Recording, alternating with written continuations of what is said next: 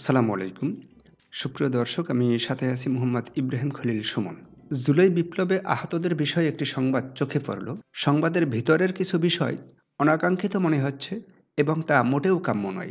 সচিবালয়ে 14ই নভেম্বর গণ অভ্যুত্থানে আহত ব্যক্তিদের সঙ্গে বৈঠক করেন অন্তর্বর্তী সরকারের 6 উপদেষ্টা ও একজন বিশেষ সহকারী।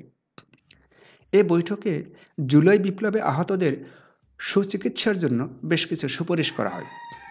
মূলত 13ই নভেম্বর আহত ব্যক্তিদের দেখতে রাজধানীর জাতীয় অর্থোপেডিক হাসপাতাল ও পুনর্বাসন প্রতিষ্ঠানে যান স্বাস্থ্য উপদেষ্টা নূরজাহান বেগম। তার সঙ্গে ছিলেন ব্রিটিশ হাইকমিশনার সারাহ কুক। স্বাস্থ্য উপদেষ্টা সবার সঙ্গে দেখা করেননি এবং তাদের সাথে কথা বলেননি অভিযোগ করে হাসপাতাল থেকে বেরোনোর সময় তার পথ আটকে বিক্ষোভ করেন আহত ব্যক্তিরা। পরে আহত ব্যক্তিরা বিক্ষোভ করতে করতে রাস্তায় নামেন। এক পর্যায়ে পঙ্গু হাসপাতাল ও জাতীয় চক্ষুবিজ্ঞান ইনস্টিটিউট ও হাসপাতালে চিকিৎসাধীন অর্ধশতাধিক ব্যক্তি ওই সড়কে অবস্থান নিয়ে বিক্ষোভ করতে থাকেন। তাদের কারো এক পা নেই, কেউ হুইল চেয়ারে বসা, আবার কারো চোখে ব্যান্ডেজ ছিল। তারা এক পর্যায়ে স্বাস্থ্য উপদেষ্টার পদত্যাগের দাবিতে স্লোগান দিতে থাকেন। পরে হাসপাতালে ফিরে যেতে 4 উপদেষ্টাকে সেখানে উপস্থিত হওয়ার শর্ত জুড়ে দেন। অন্তর্বর্তী সরকারের 4 উপদেষ্টা ও একজন বিশেষ সহকারী গভীর রাতে সেখানে যান। তাদের কাছ থেকে দাবি পূরণের আশ্বাস পাওয়ার পর জুলাই বিপ্লবে আহত ব্যক্তিরা রাত 3:15টার দিকে হাসপাতালে ফিরে যান। তারই ধারাবাহিকতায় ছাত্র জনতার অভ্যুত্থানে আহত ব্যক্তিদের সুচিকিৎসা নিশ্চিত করতে গৃহীত পদক্ষেপ পর্যালোচনা ও করণীয় নির্ধারণে 14ই নভেম্বর বেলা 2টায় স্বাস্থ্য মন্ত্রণালয়ের সভাকক্ষে সভার আয়োজন করা হয়। সভায় বেশ কিছু সংখ্যক আহত ব্যক্তি উপস্থিত ছিলেন। তাদের কেউ কেউ এসেছেন ক্রাচে ভর দিয়ে, কারো চোখে ব্যান্ডেজ বা হাতে লাগানো নানান যন্ত্র। দেখেই বোঝা যাচ্ছে তারা নানানভাবে ক্ষতবিক্ষত এবং ক্ষত নিয়ে এসেছেন। তাদের কেউ কেউ সরাসরি হাসপাতাল থেকে এসেছেন। সভা শুরু হওয়ার আগে আহত ব্যক্তিদের মধ্যে মতবিরোধ দেখা দেয়। পঙ্গু হাসপাতাল ও চক্ষুবিজ্ঞান ইনস্টিটিউটে চিকিৎসাধীন আহত ব্যক্তিদের বাইরে অন্য হাসপাতালে চিকিৎসা নেওয়া আহত ব্যক্তিরাও বৈঠকে যোগ দেন।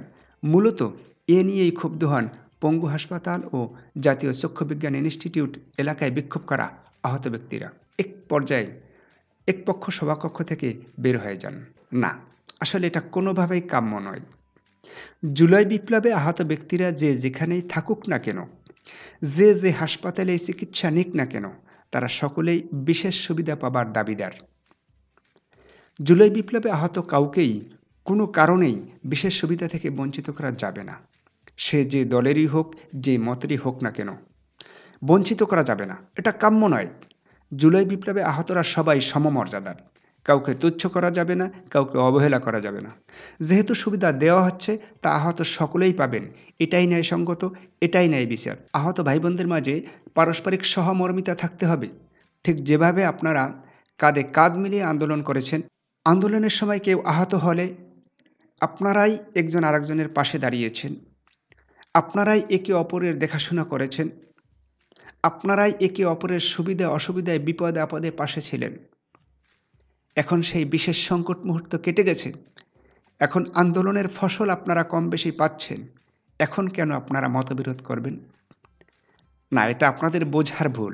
আপনারা যারাই আন্দোলন করেছেন তারা যে যেখানেই থাকেন, যেসব সুবিধা দেওয়া হবে সকলেই সকল সুবিধা প্রাপ্ত হবেন, এটাই আশা করি। কারণ আপনাদের মাঝে অন্যকে সুবিধা না দেওয়ার মনোভাব থাকা উচিত নয়, থাকতে পারে না। আসলে এটা আপনাদের হয়তোবা কোনো কারণে ভুল বোঝাবুঝি ছিল। আশা করব আপনারা এই ভুল বোঝাবুঝি থেকে বের হয়ে আসবেন এবং আপনারা যারাই এই জুলাই বিপ্লবে আহত হয়েছেন সকলের মধ্যে একটা পারস্পরিক সহমর্মিতার সম্পর্ক বজায় রাখবেন এবং আরও আন্তরিকতা এবং হৃদ্যতাপূর্ণ সম্পর্ক তৈরি করবেন। যাই হোক, পরবর্তীতে বৈষম্যবিরোধী ছাত্র আন্দোলনের আহ্বায়ক হাসনাত আবদুল্লাহ ও জুলাই শহীদ স্মৃতি ফাউন্ডেশনের সাধারণ সম্পাদক সার্জিস আলম তাদেরকে বুঝিয়ে শান্ত করার চেষ্টা করেন। পরে 6 উপদেষ্টা ও বিশেষ সহকারীর সঙ্গে বৈঠক করেন আহত ব্যক্তিরা। এ সময় তারা বিভিন্ন দাবি তুলে ধরেন। পরবর্তীতে সরকারের পক্ষ থেকে সিদ্ধান্তগুলো জানান স্বাস্থ্য মন্ত্রণালয়ের দায়িত্বপ্রাপ্ত ডাক্তার অধ্যাপক সাইদুর রহমান। তিনি জানান, প্রত্যেক আহত ব্যক্তির জন্য পরিচয়পত্র থাকবে, যেটি তার সুবিধা নিশ্চিত করবে। আহত ব্যক্তিরা দেশের সব সরকারি প্রতিষ্ঠান থেকে সারা জীবন বিনামূল্যে চিকিৎসা সুবিধা পাবেন। তাদের জন্য সারা দেশের সব সরকারি হাসপাতালে সুনির্দিষ্ট শয্যা থাকবে। না, এটার প্রয়োজন আছে বলেই অনেকেই মনে করেন না। আহতদের সুচিকিৎসা নিশ্চিত করা জরুরি। শয্যা সুনির্দিষ্ট করা জরুরি নয়। শয্যা সুনির্দিষ্ট করলে একটা খারাপ দৃষ্টান্ত স্থাপিত হবে। বরং যেসব স্থানে এবং ক্ষেত্রে এ ধরনের বৈষম্য আছে তা দূর করতে হবে। যেমন অনেক প্রতিষ্ঠান আছে যেখানে কোনো বিশেষ ব্যক্তির জন্য একটি লিফট সুনির্দিষ্ট করা। ওই লিফট অন্য কেউ ব্যবহার করতে পারবে না। অথচ জিনিসটি সকলের ব্যবহার করার জন্য, জনগণের ব্যবহার করার জন্য। কিন্তু তা একটি নির্দিষ্ট লোকের জন্য সুনির্দিষ্ট করা হয়েছে। এটা কাম্য নয়। যখন ওই নির্দিষ্ট ব্যক্তি উপস্থিত হবেন, তখন তিনি প্রাধান্য পাবেন, এটা হতে পারে। কিন্তু একজন ব্যক্তির জন্য অথবা গুটি কয়েক ব্যক্তির জন্য একটা বিশেষ জিনিস সবসময় খালি রাখতে হবে। কখন সে বা তারা আসবেন, তাদেরকেই শুধু সুবিধা দিতে হবে। এটা কাম্য নয়। অন্তত যে জিনিস, যে সম্পদ জনগণের, সেক্ষেত্রে এটা করা যায় না। ব্যক্তিগত জিনিস সে ব্যাপার ভিন্ন।